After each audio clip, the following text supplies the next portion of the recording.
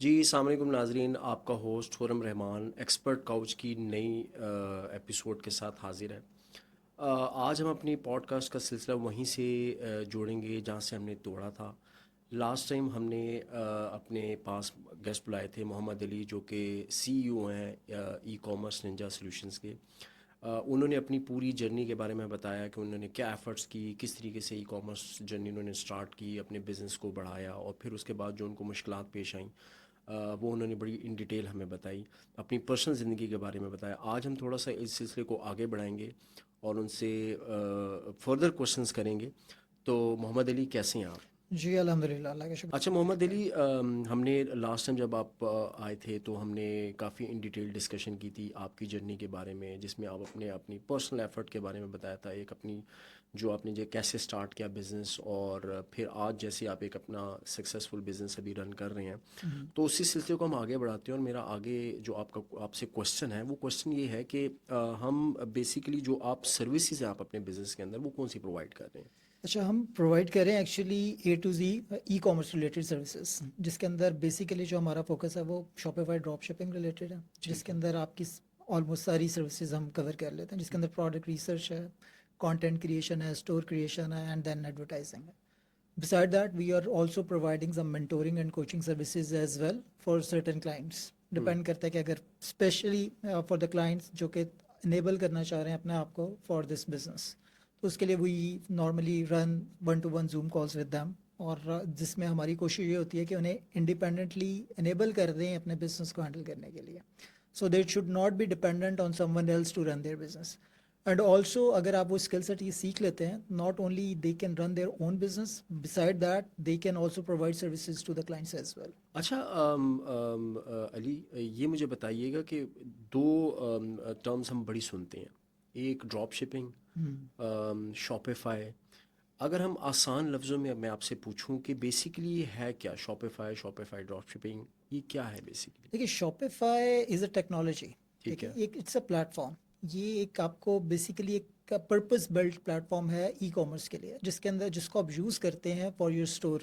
ठीक है। कि आप अपना स्टोर उसके ऊपर क्रिएट करते हैं, and then hmm. You use those services, there services for to sell certain products. आप स्टोर क्रिएट करें, वेबसाइट क्रिएट करें, and then so on.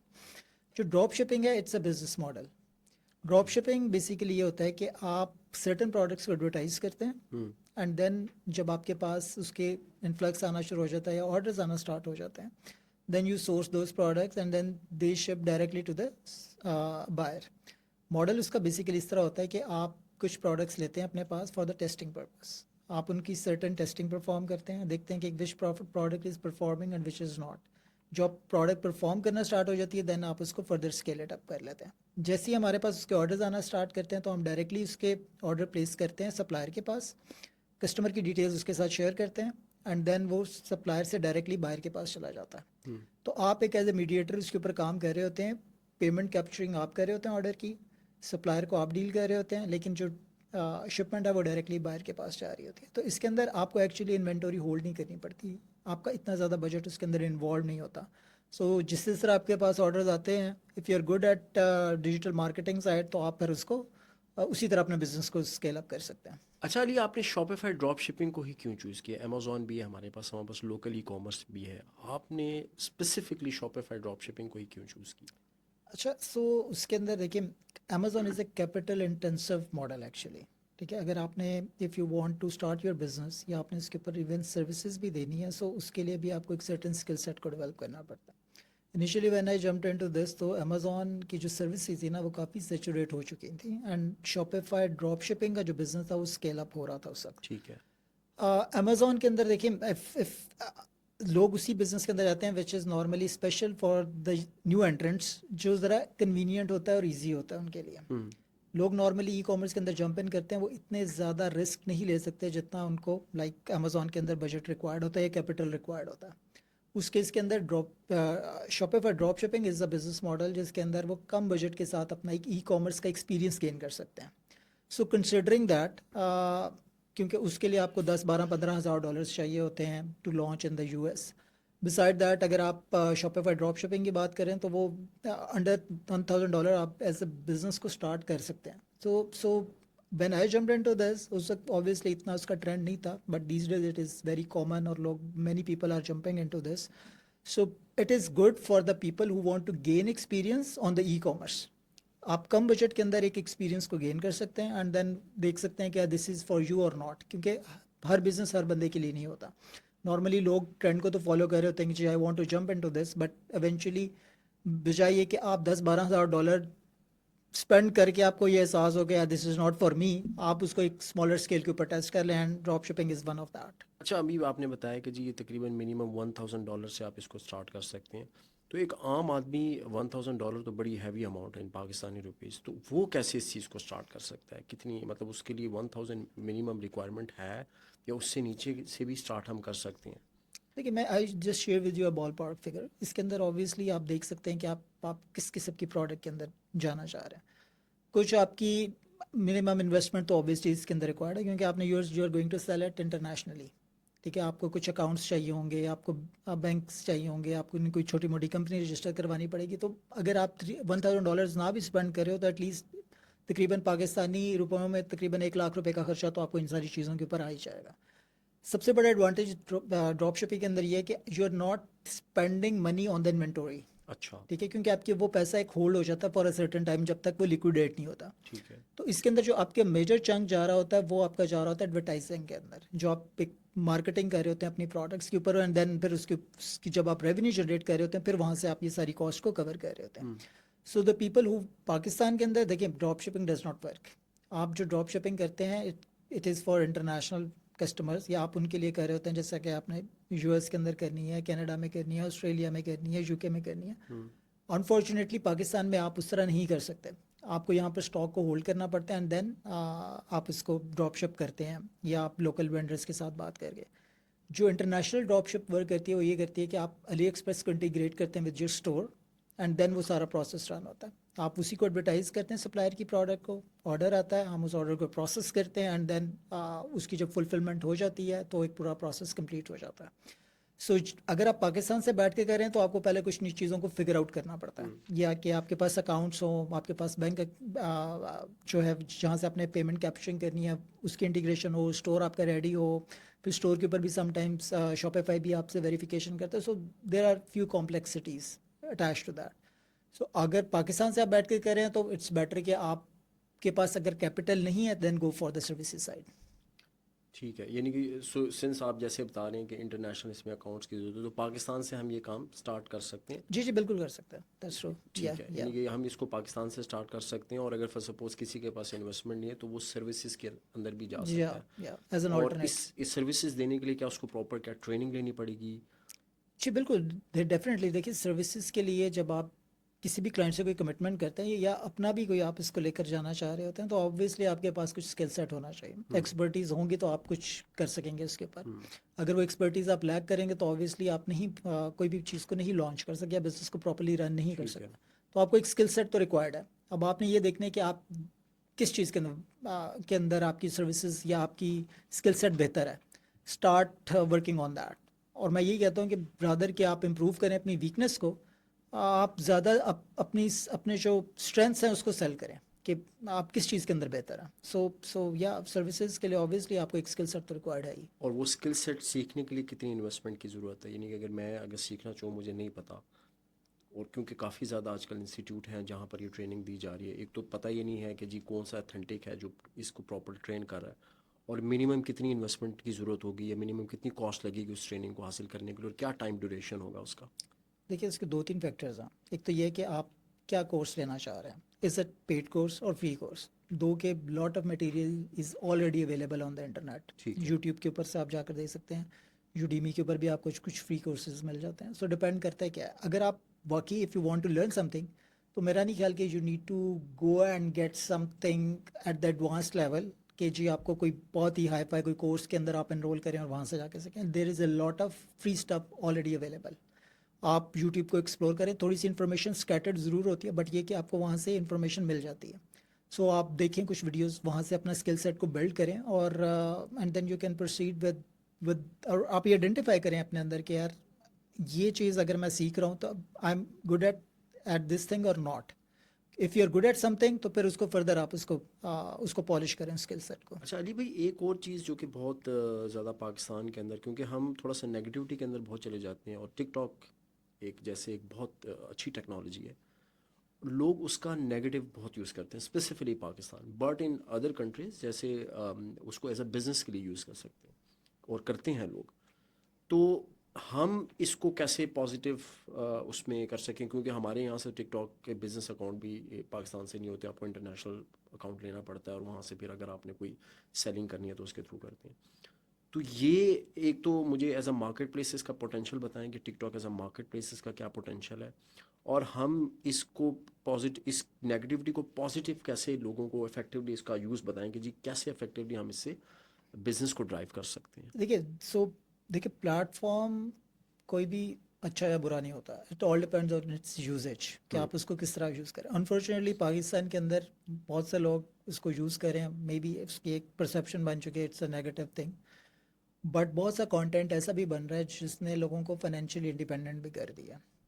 Pakistan के अंदर अनफॉर्चुनेटली अभी हमारे पास वो ऑप्शन नहीं है कि हम टिकटॉक के थ्रू सेल कर सकें as a market place. Market place means के टिकटॉक का एक अपना शॉप का प्लेटफॉर्म है जिसके ऊपर लोग अपनी प्रोडक्ट को लिस्ट करते हैं and then start selling it. Similarly like Amazon के इसका एक प्लेटफॉर्म है जिसके ऊपर लोग अपनी प्रोडक्ट को लिस्ट करते हैं and then start selling it. कुछ कंट्रीज़ के अंदर उन्होंने अब अनेबल किया है एज ए टिकटॉक शॉप, यानी एक अच्छा। एज ए मार्केट प्लेस उन्होंने इंट्रोड्यूस किया, स्पेशली यूएस यूके के अंदर। इसके अलावा भी कुछ कंट्रीज़ हैं, उसके अंदर आप अपनी प्रोडक्ट को लिस्ट कर सकते हैं as a selling point of view. Hmm. यानी और देखिए ऑलमोस्ट 1.2 बिलियन उसका यूज़र है टिकटॉक का सही। ग्लोबली। तो आप देखिए इतनी बड़ी पॉपुलेशन है जो कि इस ऐप को यूज़ कर रही है ऑलरेडी, तो कितना बड़ा स्केल होगा उसके लिए। एंड देन इसकी साइंस थोड़ी सी इस तरह होती है टिकटॉक की कि मोस्टली देखिए जैसे आप अमेजोन के ऊपर you work on on ranking part कि जी बिल्कुल ठीक। आपने कुछ रिव्यूज़ लाने पड़ते हैं and then you start getting the orders. TikTok के अंदर जो सबसे बड़ा एडवांटेज है कि आप इन्फ्लुएंसर्स को यूज़ करते हैं to sell your products. Initially क्या होता है कि जी इफ़ आई एम मेरे एक अच्छे फॉलोअर्स गुड नंबर्स में है, टिकटॉक की जो मार्केट प्लेस की जो इंटरफेस है उसके अंदर ये ऑप्शन होती है कि आप इफ़ यूर ए सेलर आप मुझे रीच आउट करेंगे और मुझे कहेंगे कि जी मैं अपनी प्रोडक्ट का आपको सैंपल दे रहा हूँ, आप इसके ऊपर एक कंटेंट क्रिएट करें और अपनी प्रोफाइल से इसको लगा दें। अब उसमें क्या होगा, बीइंग ए इन्फ्लुएंसर मेरे बहुत से जब फॉलोअर्स आएंगे तो वो फिर then they don't think at कि यार ये प्रोडक्ट की क्या प्राइस होनी चाहिए, ये प्रोडक्ट कैसी है। अगर उसके इन्फ्लुएंसर ने वो कह दिया है तो फिर people normally buy those products. वो एक इम्पल्सिव बाइंग स्टार्ट हो जाती है उसके ऊपर। तो ये बड़ा सबसे बड़ा एडवांटेज है। तो वो बहुत सी जो चीज़ें हम देखते हैं ना अमेजोन के ऊपर कि जी बॉटल नेक है, ये इसके ऊपर सेचुरेशन है, तो उन्होंने इंटायरली उसके डायनामिक्स ही चेंज कर दिए हैं प्लेटफॉर्म के। अब उसके अंदर आप वो इन्फ्लुएंसर बेस मोस्टली चला गया कि इन्फ्लुएंसर एक चीज़ की वीडियो पोस्ट करता है, नीचे आपकी शॉप का लिंक होता है या प्रोडक्ट का लिंक होता है, उसके बाद डायरेक्टली वो परचेज यानी बटन प्रेस करता है तो उसकी प्रोडक्ट परचेज होकर उसको नेक्स्ट डे या एक दो दिन के अंदर डिलीवर हो जाती है। तो सही। ये पोटेंशियल है और it's so much convenient for the buyer as well कि जिसको जो प्रोडक्ट पसंद आ गया उसके इन्फ्लुएंसर ने कह दिया, उसने परचेज किया एंड देन सो ऑन। तो अगर आप कंपैरिजन करें सेल्स का तो इट्स अमेजिंग। यानी अमेजोन की उस प्रोडक्ट की सेल देखें और टिकटॉक की देखें तो इट्स अ ह्यूज डिफरेंस। और ज़ाहिर अभी इतना कंपटीशन भी नहीं है, तो I think it's a good time to enter into TikTok selling actually. And you can say that कि ये this will be a next big thing yes yes, for in sure future. For sure for sure. अच्छा, दो चीज़ें इसके अंदर आपने mix नहीं करनी। एक तो है कि टिकटॉक की एडवर्टाइजिंग वो तो पाकिस्तान में भी हो रही है कि आप टिकटॉक के थ्रू सेल कर रहे हैं, ठीक है। But as a market place वाली ऑप्शन अभी पाकिस्तान में नहीं है नहीं है। जिसके अंदर आप प्रोडक्ट को देख सकते हैं, दूसरे सेलर्स की भी देख सकते हैं। वो it's a different thing. So वो you don't need to mix दो थिंग्स। वो एक अलग एक इंटरफेस है और उसके ऊपर सिर्फ प्रोडक्ट की लिस्टिंग होती है and then you start selling those. ठीक। या अच्छा अली भाई, जैसा कि आजकल हमारे मुल्क के हालात हैं और जो इकोनॉमिकल कंडीशंस हैं, और जैसा कि आपने कहा कि जी आप पाकिस्तान से बैठ के सेल कर सकते हैं, तो हमें ग्लोबली क्या challenges initially first suppose selling के वक्त आ सकते हैं, और हम उसको कैसे मतलब उसको आप ये कह सकते हैं कि हम कैसे उसके ऊपर इंश्योर करें कि जी वो चैलेंजेस हम क्या ऐसी तदबीर हम करें कि जी वो चैलेंजेस हमारे सामने ना हो, या वो हम बेसिकली अवॉइड कर सकें।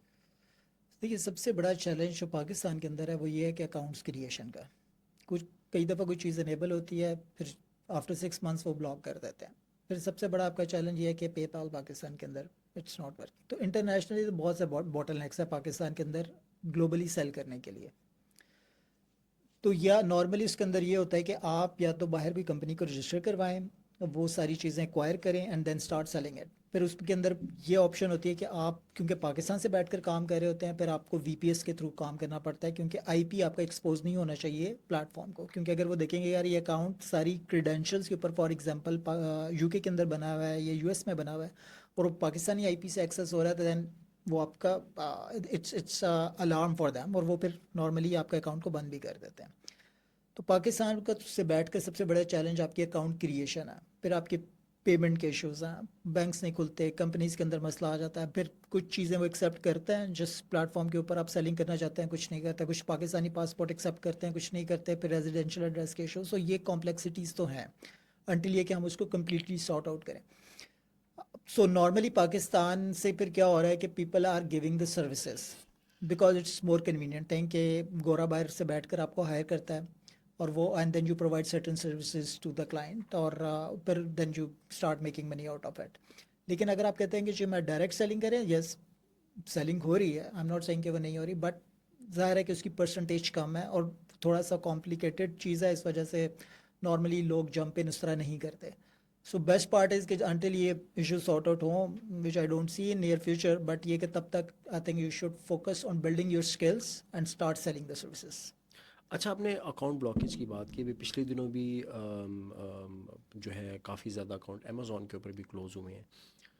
एक तो इसकी रीज़न क्या है, क्यों ब्लॉक होते हैं? और दूसरा, is this the same for Shopify? यानी शॉपिफाई पे भी ऐसा होता है कि वो अकाउंट ब्लॉक कर दें? क्योंकि कुछ शहर, अमेज़ॉन ने तो कुछ शहर बिल्कुल प्रॉपरली बैन कर दिए कि वहाँ से अब आप हो ही नहीं सकते आप। देखिए वो उनका प्लेटफॉर्म इज़ वेरी स्ट्रॉन्ग। ठीक अच्छा। है, सो जो भी उनकी टेक्नोलॉजी वो यूज़ करते हैं ना, this this those technology picks up things very quickly. Hmm. और उन्होंने जो कंट्रोल्स बिल्ड किए हुए हैं ना, वो इसीलिए किए हुए हैं ताकि वो सिक्योर कर सकें बायर और हम्म। सप्लायर्स को, दोनों को। Specially it's a pro buyer platform, इसी वजह से लोगों का ट्रस्ट है अमेजोन के ऊपर, and it's very complex for the sellers. यानी उनके ऊपर काफ़ी उन्होंने स्क्रू को टाइट किया हुआ है फॉर द सेलर्स। तो वो उसके ऊपर तो बिल्कुल वो नहीं बेयर करते कि यार कोई भी उनकी किसी भी स्मॉल टर्म्स ऑफ सर्विसेज या पॉलिसी वायलेशन होती है, दे गिव यू वार्निंग और दे सस्पेंड योर अकाउंट। पाकिस्तान से अनफॉर्चुनेटली ये होता है कि उन्होंने प्रीवियसली इसको ओपन किया था, फिर कुछ लोगों ने अकाउंट क्रिएट किए। सो इट्स के आपके पास एक टूल आ गया। I think people were not trade for this कि आपने इसको मैनेज किस तरह करना है। तो अब क्योंकि वो प्रॉपर ट्रेनिंग नहीं थी, बस सबको पता चल गया कि आप पाकिस्तान से बैठ कर सकते हैं, and then everyone start making accounts on Amazon. तो ये चैलेंज आ जाता है। शॉपिफाई के अंदर सबसे बड़ा एडवांटेज ये है कि आपको उस तरह के चैलेंजेस नहीं होते। अच्छा। ठीक है, सो आप ये सारी चीज़ें उसके अंदर मैटर नहीं करती। दो कि आपको सर्टन जो है वो जैसे बैंक आपको डिटेल्स को अटैच करना पड़ता है, या अगर आपने कंपनी खुलवानी है यूके में आप खुलवा सकते हैं, 12-15 पाउंड के अंदर कंपनी खुल जाती है online. It's a very simple process. आप उसको करवा कर, अगर आपने एज ए कंपनी रजिस्टर करवा कर उसको स्टार्ट करना चाहते हैं तो वो कर सकते हैं। सिमिलरली आप वॉइस का अकाउंट बना सकते हैं। सो ये सारी चीज़ें ऑप्शन अवेलेबल हैं शॉपिफाई के लिए। So it's comparatively quite convenient as compare to Amazon, but दोनों का बिजनेस मॉडल डिफरेंट है। Amazon is a market place, वहाँ पर एक ऑर्गेनिक ट्रैफिक डेली बेसिस के ऊपर मिलियंस के अंदर आती हैं। हम्म। अगर आप अपना ड्रॉप शिपिंग का स्टोर क्रिएट करते हैं शॉपिफाई के ऊपर, उसके अंदर आपको ट्रैफिक को पुल करना पड़ता है because people don't know about this platform. आपकी स्टोर के बारे में नहीं किसी को पता। So until you do not advertise those products, hmm. So similarly that you have opened a shop in a jungle, कि जहाँ से कोई गुजरेगा तो शायद कोई ले ले। तो आपको ट्रैफिक को एक्चुअली बाय करना पड़ता है, अपने स्टोर के ऊपर लाना पड़ता है, एंड देन जब वो एक अवेयरनेस क्रिएट हो जाती है, फिर आपके पास एक ऑर्गेनिक ट्रैफिक आना स्टार्ट हो जाती है। सो तो अगर आप कहें तो मेजर डिफरेंस उस पर यही है। अच्छा अली भाई, हमने अभी टिकटॉक की बात की। इसी के साथ एक और हमारे पास प्लेटफॉर्म है लिंक्डइन। और लोगों में वो आजकल बहुत पोटेंशियली गेन हो रहा है। तो आपका क्या ख्याल है इसके बारे में? आपके क्या पॉइंट ऑफ व्यू है? Everyone who is in their college या वो यूनिवर्सिटी के अंदर है, मेरा सजेशन उनको यही है कि यार they should build their account on the LinkedIn. Meanwhile as soon their professional career will be started, so उनके पास एक हिस्ट्री बिल्ड हो चुकी होगी, अकाउंट थोड़ा सा पुराना हो चुका होगा। सिमिलरली वो अपनी चीज़ों को वहाँ पर पोस्ट कर सकते हैं, because these days your networking is your net worth, जो कहते हैं नॉर्मली कि आपका जितना बड़ा नेटवर्क होगा, और it's a good platform for the networking. तो मैं तो यही सजेस्ट करता हूँ कि यार आप जितनी जल्दी लिंक्डइन पर आ जाएं, इट्स गुड फॉर यू। और अभी इसके अंदर बहुत ज़्यादा ऑप्शन और स्कोप इस तरह भी अवेलेबल है कि बहुत ज़्यादा अपॉर्चुनिटीज़ वहाँ पर आ रही होती हैं। आप डायरेक्टली रिक्रूटर से बात कर सकते हैं, जॉब पोस्टर से बात करते हैं, वहाँ पर आपको ऑन साइट जॉब, यानी एक नॉर्मल जॉब्स की भी पब्लिकेशन होती है, इसके अलावा रिमोट जॉब्स की भी ऑप्शन होती है। और and there are certain filters on the LinkedIn as well, कि जी आप वहाँ से डिफरेंट फिल्टर्स को चूज़ करते हुए अपनी पसंदीदा जॉब को या अपनी something which is related to your field आप वहाँ से सिलेक्ट करके अप्लाई कर सकते हैं, and the process is quite easy. तो रिस्पॉन्स बहुत आसान है वहाँ पर, और कनेक्शन जल्दी आप इस्टेब्लिश कर सकते हैं, वन टू वन कम्युनिकेशन जल्दी स्टार्ट हो जाती है as compare to if we go for freelancing platform like Upwork और फाइवर।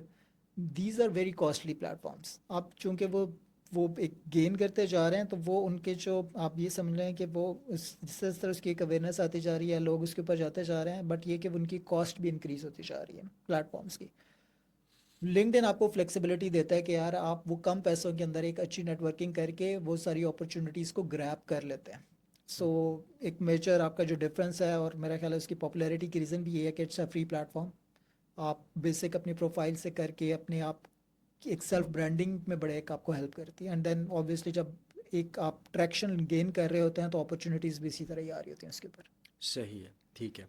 अच्छा, दो चीज़ों का जो है ना अक्सर हम बड़ा सुनते हैं, ख़ासतौर पर अमेज़ॉन का भी बिज़नेस करें या आप शॉपिफाई का जैसे करें, या लोकल ई कॉमर्स के अंदर भी अगर हम बिज़नेस की इसकी बात करें, तो दो वर्ड्स ऐसे हैं जो हम बड़ा सुनते हैं, एक सर्विसेज, एक प्रोडक्ट्स।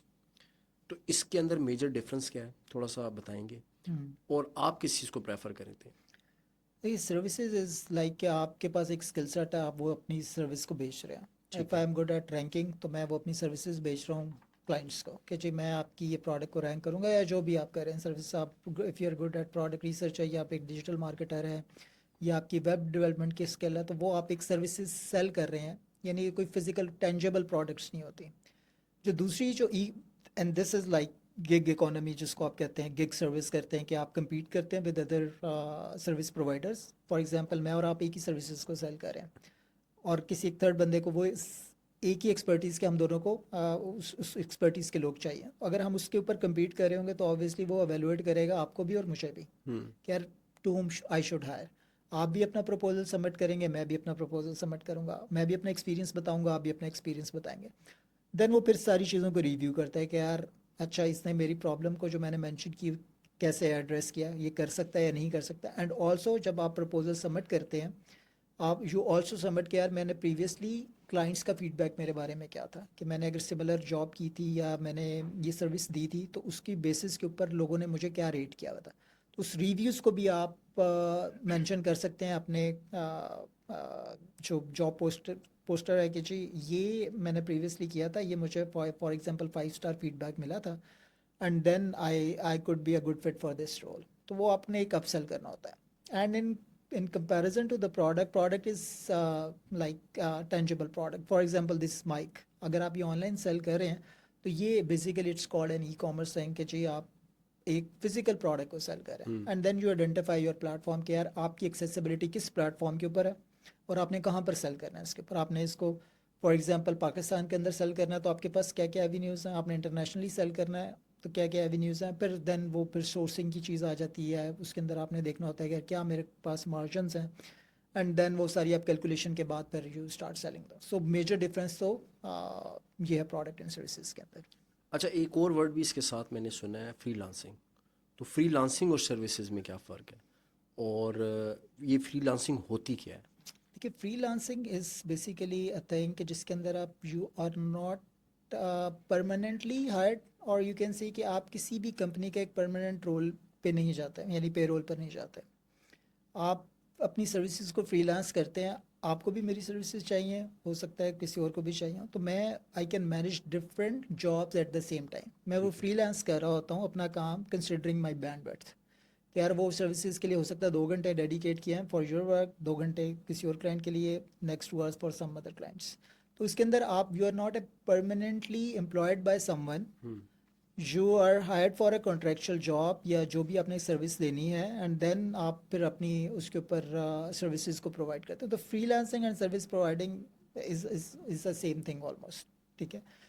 अगर आप you are a part of a company as a remotely अगर आप काम कर रहे हैं, freelancing is normally location independent thing, कि यार आप कहीं से भी बैठकर अपनी सर्विसेज को दे सकते हैं। आप पाकिस्तान में हैं, आप थाईलैंड में बैठे हैं, आप मलेशिया में हैं, आप यूएस यूके कहीं पर भी बैठे हैं, क्लाइंट को क्वालिटी ऑफ वर्क की डिलीवरी चाहिए होती है विद द टाइमलाइंस जो भी होता है। उस इट डज नॉट मैटर कि वो कहाँ पर बैठा है या आप कहाँ पर बैठे हैं, जो आपका टाइम उसके साथ लॉग हो गया, जो डिलीवरेबल्स लॉग हो गए हैं, आपने उसके ऊपर इसको डिलीवर करना होता है। तो फ्रीलांसिंग के अंदर आपके पास ये फ्लेक्सिबिलिटी होती है, टाइम इंडिपेंडेंस होती है, लोकेशन इंडिपेंडेंस होती है, आपका जो भी कॉन्ट्रैक्ट उसके ऊपर होता है, जो भी टर्म्स होती हैं, आपने उसके ऊपर वो चीज़ों को डिलीवर करना होता है। अच्छा। अच्छा, मुझे एक और चीज़ बताएं कि सिंस आप बहुत से इंटरनेशनल क्लाइंट से भी डील करते हैं और इस बिज़नेस के अंदर ऑफ कोर्स कम्युनिकेशन इज़ एक बड़ा इंपॉर्टेंट रोल अदा करता है। मुझे ये बताएं कि जब हमें कोई डिफ़िकल्ट क्लाइंट मिले, एक तो मुझे इससे पहले ये बताएं कि कम्युनिकेशन कितनी ज़रूरी है, ख़ास तौर पर इंग्लिश कम्युनिकेशन, और दूसरा ये है कि डिफ़िकल्ट जो क्लाइंट्स होते हैं उनको आप कैसे डील करते हैं, क्योंकि आपको क्लाइंट्स तो डिफरेंट किस्म के मिल सकते हैं, वो कैसे डील करते हैं? कम्युनिकेशन इज़ वेरी इंपॉर्टेंट, क्योंकि कम्युनिकेशन से ही उसको पता चलता है कि क्योंकि कम्युनिकेशन बेसिकली आपको हेल्प करती है अपने आप को एक्सप्रेस करने के लिए। जितनी आपकी इफेक्टिव कम्युनिकेशन होगी, obviously it would be more easier for you to upsell yourself, क्योंकि आपने एक कंपटीशन के अंदर अपने आप को सेल करना है। तो जितनी आपकी इफेक्टिव कम्युनिकेशन होगी, जितना आप उसको क्विकली कन्विंस कर लेंगे, उतने चांसेस है आपके ज़्यादा हायर होने के। तो कम्युनिकेशन को अगर आप कहें कि यार ये इंपॉर्टेंट नहीं है, it is important, because client अगर बाहर बैठा हुआ है तो उसने अपनी बात भी तो करनी है, उसने अपना अपना मसला भी तो बताना है, उसने कम्युनिकेट भी तो करना है। अगर आप वो अंडरस्टैंड ही ना कर सके या उसको आप रिस्पॉन्ड भी ना कर सके, even though you are a good fit for this role या आपके पास वो स्किल सेट है, बट आप उसको एक्सप्रेस करके ये कन्वे ही ना कर सके कि यार ये मैं कर सकता हूँ या मैं आपकी प्रॉब्लम को समझ सका हूँ, तो ऑब्वियसली उसका वो कॉन्फिडेंस नहीं आएगा। तो एक इंटरमीडिएट लेवल की आपकी, इन अ वे, मैं वो डिग्री के पॉइंट ऑफ व्यू से इंटरमीडिएट नहीं कह रहा, but for the communication point of view it is important कि आप इतना कर सकें कि आप उसको एक फ्लुएंटली कम्युनिकेट कर सकें, और उसके अंदर एक्सप्रेस कर सकें, बता सकें, उसके मसले को समझ सकें, और उसके साथ नॉर्मली जो उसकी मीटिंग्स होती हैं ऑनलाइन वो अटेंड कर सकें। And that is English, basically English का होना ज़रूरी है, बिकॉज क्योंकि आप इंटरनेशनल क्लाइंट से डील कर रहे हैं ना, बिल्कुल। डिपेंड करता है कि आप कौन सी मार्केट को टारगेट कर रहे हैं, तो ये इंग्लिश पॉइंट ऑफ व्यू से तो ये तो आपको चाहिए होता ठीक है। है फैक्टर, इट इज़ इम्पॉर्टेंट। और जो डिफ़िकल्ट क्लाइंट, आपका जो नेक्स्ट फॉलोअप क्वेश्चन था कि डिफ़िकल्ट, देखिए इसके अंदर नथिंग इज़ डिफ़िकल्ट। आप if you are good at something, so आप उसको मैनेज कर सकते हैं। क्लाइंट को, क्लाइंट चाहता है कि उसको सुना जाए, और अगर आप उसको प्रॉपरली सुन लेते हैं और उसको एक्नॉलेज कर लेते हैं, उसको बोलने देते हैं कि यार अच्छा आपका ये मसला है, मैं आपकी प्रॉब्लम को समझ चुका हूँ, या आपने उसको एक चीज़ डिलीवर की है, it's not up to the standard, तो ऑब्वियसली वो आपके साथ थोड़ा सा डिफ़िकल्ट होगा। एंड इट्स क्लाइंट्स राइट कि जी ज़ाहिर है कि उसने अगर आपको एक, he paid you for certain services certain amount, और आपने अगर वो क्वालिटी वर्क डिलीवर नहीं किया या आप समझते हैं यार इसके अंदर इम्प्रूवमेंट है, तो it soft client could turn out to be a difficult client. So उसको मैनेज करने का तरीका इस कोई रॉकेट साइंस नहीं है। आप सिंपली आप उसको बताएं कि अच्छा यार ये आपने चीज़ें हाईलाइट की थी, I am going to give you, मतलब मैं आपको I am going to redo this, ठीक है, मैं आपको इसकी रिवीजन दे देता हूँ। तो क्लाइंट का वैसे ही आधा गुस्सा तो वैसे ही वहीं पर चला जाएगा कि यार अच्छा ठीक है, अगर मुझे रिविजन्स मिल रही हैं या मुझे क्वालिटी वर्क मिल रहा है तो obviously, and also listen to him, उसको अंडरस्टैंड करें, बताएं, अपना पॉइंट ऑफ व्यू एक्सप्लेन करें क्लाइंट को, और सिमिलरली आप उसकी बात को समझें और एक्नॉलेज करें कि यार ये। और इसके अंदर बड़ा इंपॉर्टेंट है कि जब भी आप क्लाइंट को डील को लॉक कर रहे हैं ना, तो एक्नॉलेज करें सारी चीज़ें जो आपने डिलीवर करनी है। कोई ऐसी चीज़ ऐसी ना हो कि जो बाद में वो उसकी कोई एक्सपेक्टेशंस हो आपके साथ और आप वो डिलीवर ना कर सकें बिकॉज कम्युनिकेशन कोई गैप आ गया। तो whenever you are closing a deal, तो आप जो आपकी डिस्कशन हुई है इधर ऑन द जूम कॉल या वैसे कोई कॉल के ऊपर, वो आप सारी डॉक्यूमेंट करके उससे एक्नॉलेज करवा लें। So it would help you to deliver according to दोस्त, क्योंकि वो एक्नॉलेज कर चुका होगा। अगर उसको कोई रिवीजन भी रिक्वायर्ड होगी, then obviously he on top of that he either he would pay you for it, या फिर आप उसको देख लें, अगर it's not a major change तो आप उसको वैसे डिलीवर कर दें। बट ये कि दिस इज़ इम्पॉर्टेंट, और communication, effective communication role plays a very important role in this business. अच्छा, आपके बिजनेस में जो क्लाइंट रिव्यूज़ हैं वो कितने मैटर करते हैं? It's life line for the business. अच्छा। क्योंकि क्लाइंट अगर आपको हायर करता है तो नॉर्मली शुरू में क्लाइंट आपको to get as if I am registered as a new freelancer on any platform, तो मेरे लिए client to get a new client would be very difficult. Client would prefer to hire someone who is already experienced in it. अच्छा, वो किस तरह valuate करेगा? क्योंकि obviously उस प्लेटफॉर्म के ऊपर उसकी एक हिस्ट्री आ रही होगी, उसके रिव्यूज़ आ रहे होंगे। And it's a normal like human psyche as well कि जब भी आप कोई चीज़ को परचेज़ करना चाहते हैं, इवन ऑन दराज या किसी भी ऐसे प्लेटफॉर्म के ऊपर या अमेजोन के ऊपर, आप उसके रिव्यूज़ देखते हैं, यार इसकी रेटिंग क्या है, 4.5 है, कितने रिव्यूज़ हैं, how many people have bought it previously.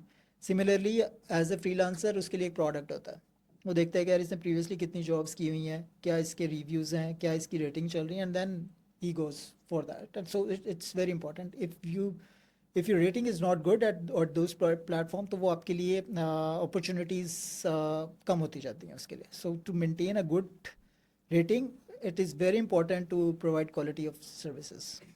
अच्छा, सिंस इसी के साथ अगर हम कनेक्ट करें तो customer satisfaction is very important, या और उसको आप रिटेन कैसे करते हैं? यानी कि फॉर सपोज एक बिज़नेस, आपने एक प्रोजेक्ट लिया और आपने एक अच्छे तरीके से उसको परफॉर्म करके दे दिया, और वो कस्टमर दोबारा आपके पास आए, या वो चीज़ आपके पास क्लाइंट वो आए और वो दोबारा आपसे वो प्रोजेक्ट कराना चाहिए, कोई और प्रोजेक्ट ना है, तो ये जो रिटेंशन है इसको कैसे आप इंश्योर करते हैं? देखिए, retention is equally important as new business development. बल्कि न्यू बिजनेस डेवलपमेंट में ज़्यादा एफर्ट लगती है इंस्टेड ऑफ कि आप एग्जिस्टिंग क्लाइंट को रिटेन कर लें। So retention is only possible if the previously work delivered by you is a quality work and he is satisfied with that. अगर तो वो सेटिस्फाई होगा और उसको वो एक रिपीटेड जॉब के लिए एक चीज़ चाहिए होगी, it's an ongoing job, तो ऑब्वियसली ही वुड प्रेफर कि वो आपसे ही दोबारा ही काम करवाए। अगर the client would not be satisfied, तो obviously he would look for someone else. So retention in a way is very important कि आपका एक वो टाइम बच जाता है for the new business development या for the new client hunting. आप उसी क्लाइंट के साथ बार बार काम करना स्टार्ट करते हैं और फिर क्लाइंट भी थोड़ा अपने कंफर्ट जोन के अंदर इस तरह आ जाता है कि उसको ईजी हो जाता है आपके, क्योंकि वो ऑलरेडी अलाइन हो चुका होता है आपके साथ। तो वो भी उस एफर्ट को अवॉइड करना चाह रहा होता है कि यार मैं दोबारा एक जॉब पोस्ट करूँ, फिर इंटरव्यूज़ करूँ, फिर किसी को शॉर्ट लिस्ट करूँ। तो कोशिश करें कि जितनी जल्दी आपकी कम्युनिकेशन उसके साथ अलाइन हो जाए। इट इज़ इम्पॉर्टेंट कि आप पर, and it would be convenient and easy for you to retain those clients. तो जितनी जल्दी अलाइनमेंट कर लेंगे उतना बेहतर है बिजनेस के लिए। अच्छा, जिस सर्विसेज बिजनेस के अंदर आप हैं उसमें आप अपसेल कैसे कर सकते हैं? और अभी तक आपने किसी भी क्लाइंट को किस यानी कि आप अगर एक स्टेज देखें या फर्स्ट करें एक अमाउंट हमने, तो किस अमाउंट तक आपने उसको उन सर्विसेज को अपसेल किया? देखिए, अपसेल इसमें ये होता है कि आप एक चीज़ सेल कर रहे हैं, फॉर एग्जांपल $100 की, ठीक है, ये आप कोई सर्विस दे रहे हैं।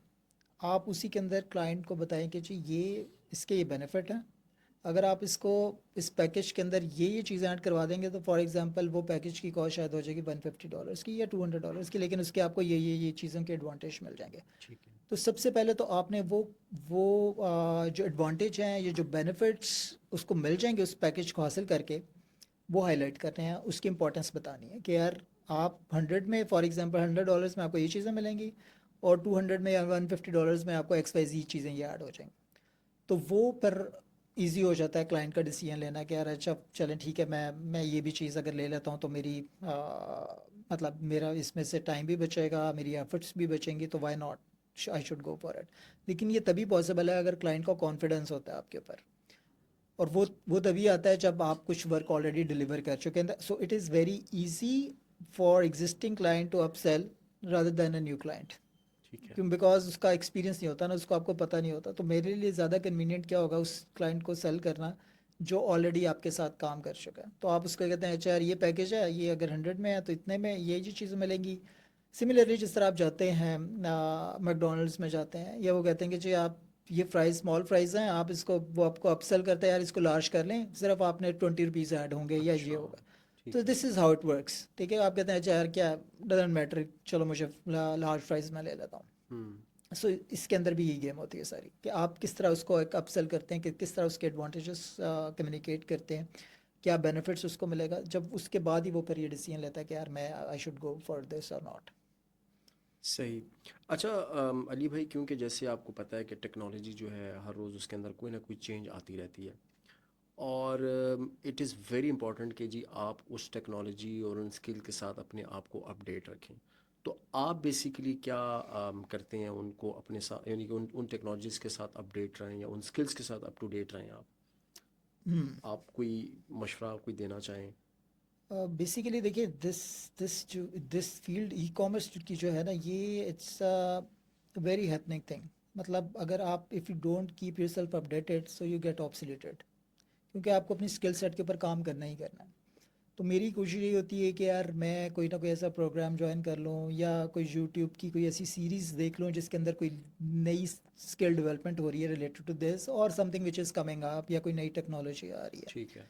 जैसे आपको पता है, एआई की एक वेव आई है आजकल, हम्म। जिस तरह सो बहुत से टूल्स हैं, जो कि वेबसाइट्स हैं जो कि ऑलरेडी हैं, जिनको आप यूटिलाइज कर सकते हैं for your business. Similarly, as I said कि जी TikTok is a new thing.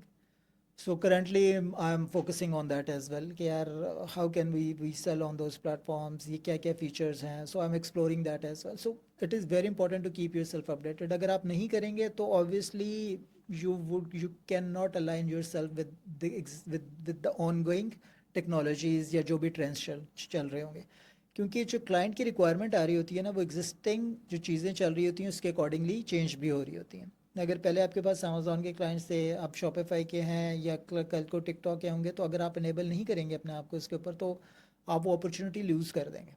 So keep learning. जब भी आपको कोई चांस मिलता है, बजाय कि आप नेटफ्लिक्स पे देखें या टाइम उसके ऊपर लगाएं, या कुछ और आप चीज़ों को के ऊपर इस तरह सोशल मीडिया के ऊपर लगाएं, इट्स बेटर कि आप कोई देखेंगे यार दिस इज़ समथिंग, कोई एक कोर्स है जो कि एक सीरीज़ मुझे मिल गई है, एक ऑनलाइन कोर्स मुझे मिल गया, तो आप इट्स बेटर कि आप वहाँ से उसकी लर्निंग स्टार्ट कर दें। और मैं यही सजेस्ट करता हूँ कि यार don't waste your time on on these things. ठीक है, ठीक है, आप थोड़ा अपना फ्री टाइम रखें उस चीज़ के लिए, बट ये कि अगर आपको कोई अपॉर्चुनिटी मिल रही है तो ये कॉन्टीन्यूस लर्निंग ज़रूर करते रहें साथ साथ।